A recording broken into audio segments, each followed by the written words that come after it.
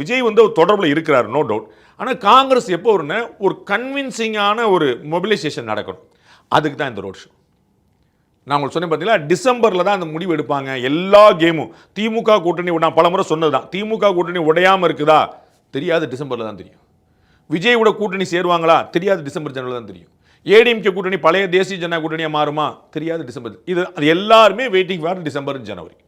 அப்போ இவர் வந்து தமிழ்நாடு முழுக்க பிரச்சாரம் போகிறது. அகில இந்திய தலைமை நோட் பண்ணும், பிஜேபி நோட் பண்ணும், மாநில தலைமையிட்ட பேசும், எல்லாருமே பேசுவாங்க. அப்போ ஒரு கன்விக்ஷன் இல்லைப்பா நீ வந்து பயங்கரமாக வருது, நீங்கள் ஏற்கனவே சொன்ன போல் ஒரு சத்தம் கேட்குது, ஒரு நாய்ஸ் கிரியேட் பண்ணுறாருன்னா வெறும் நாய்ஸ் மட்டும் இல்லைப்பா, அது வந்து கன்வின்சிங்கான கிரவுண்டு சேஞ்சாக தெரியுது, தரையில் மாறுது, ஆன்டிகமன்சி இருக்குங்கிற எல்லாருக்குமே தெரியும். உங்களுக்கு புரியுங்களா? அதனால தான் இவங்க பேசுகிறாங்க. கூட்டணி கட்சியில் எப்படி பேசுவாங்கன்றீங்க உங்களுக்கு புரியல? கூட்டணி கட்சி எப்படி பேசுவாங்க?